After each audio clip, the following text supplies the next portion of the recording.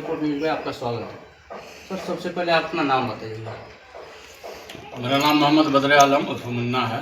जी sir, थोड़ा सा परिचय दीजिएगा।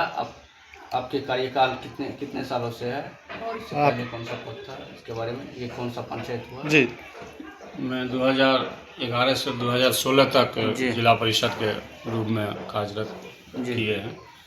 ये पंचायत हमारा धमसायन है जी, पलीनर प्रखंड के अंतर्गत आता है। जी, अभी 21 से अभी 26 का सेशन हमारा मुखिया का चल रहा है। मुखिया के पद पे है। जी सर 21 से 26 का जो सेशन है, ये टाइम पीरियड में आपके द्वारा कौन कौन से ऐसा विकास का काम हुआ है जो हाईलाइटेड है? जब से पंचायती राज व्यवस्था चालू हुआ है, जितने भी मुखिया बने हैं, हमको तो लगता है कि मेरे रीजन के जितना काम किसी भी रीजन में नहीं हुआ होगा। जी, और क्षेत्र में पता लगाने से भी पता चल जाएगा जी कि कितना काम हुआ है या नहीं हुआ। मैंने वो तो मान लीजिए देखते करते हैं जी घूमने पे, लेकिन आपके मुंह से सुनना और जो है कि बेहतर। अब तो काम किए हैं पंचायत में, ये तो हम लोग भी आए हैं तो देखे हैं। पंचायत का जैसे प्रधानमंत्री आवास योजना हो गया, कितना ऐसा मेंबर है जिसको मिल गया है?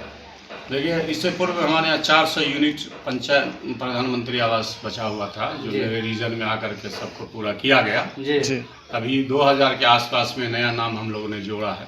जी, 2000 के आसपास में तो काफी जोरे सर कहीं मान लीजिए कहीं के पंचायत में ऐसा आरोप लगता है कि जिसके पास मान लीजिए 4 तल्ला मकान रहता है, ठीक है, तो वो भी मान लीजिए पैरवी पगार से उनको मिल जाता है, और जिसको मिलना चाहिए उसको नहीं मिलता है, जो जेन्युइन रहता है उसको नहीं मिलता है।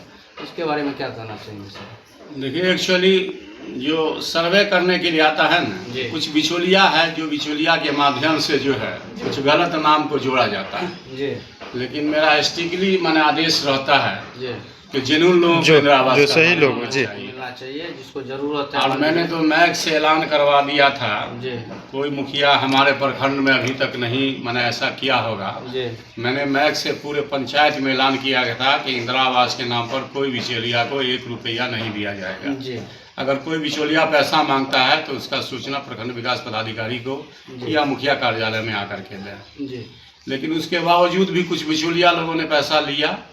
अब पैसा लिया तो उसका दायित्व मेरे सर नहीं है। अब कोई पैसा ले, छीन ले, कोई निकाल ले, वो उसकी मर्जी है।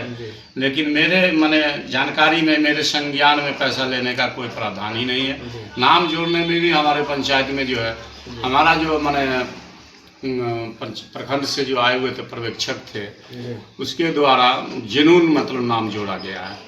अब बिचौलिया लोग जोड़ लिया है, चूँकि वो मैप से मैंने मोबाइल से भी नाम कुछ लोगों का नाम जोड़ा गया है, उसका मैं नहीं कह सकता हूँ। लेकिन मेरे स्टाफ के द्वारा, मेरे कर्मचारी के द्वारा नाम जो जोड़ा गया उसमें 1 रुपया का लेना देना नहीं किया गया। मैं उसके लिए सख्ती से मैंने अपने कर्मचारी को बोल दिए थे कि नाम जोड़ने में पैसा का भुगतान नहीं किया जाएगा। सर आपके पंचायत में ये पंचायत सरकार भवन है? बन रहा है अभी, मैंने लास्ट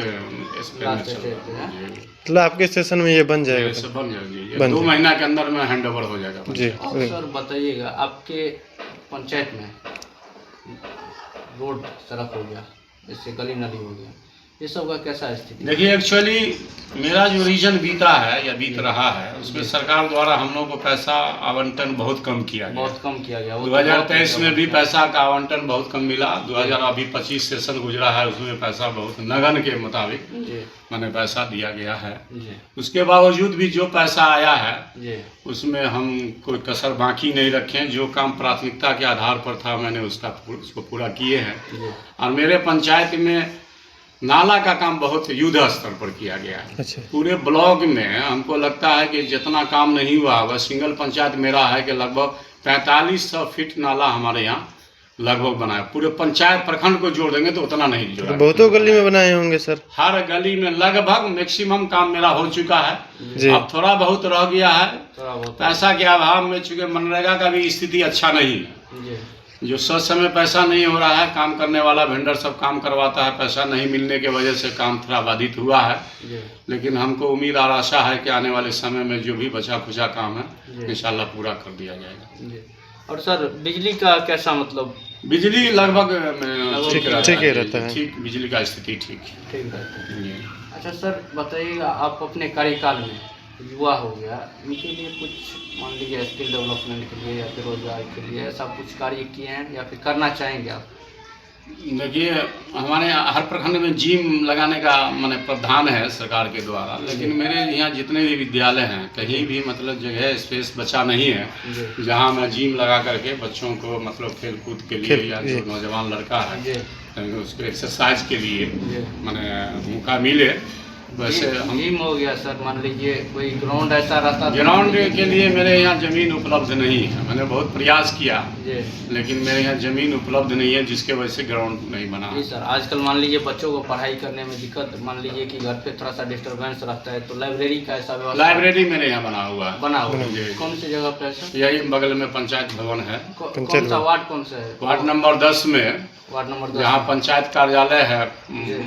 उसी कार्यालय में एक रूम में लाइब्रेरी का निर्माण हम लोगों ने किया था जो अभी तक सुचारू रूप से चल रहा है। जी, वहाँ पे बुक वगैरह पर्याप्त? जी जी, पूरा पर्याप्त मात्रा में बुक है। जी सर, और मान लीजिए कि आपके स्कूल का स्तर, स्कूल में शिक्षा का स्तर वो कैसा है सर? आप स्कूल में विजिट करते हैं?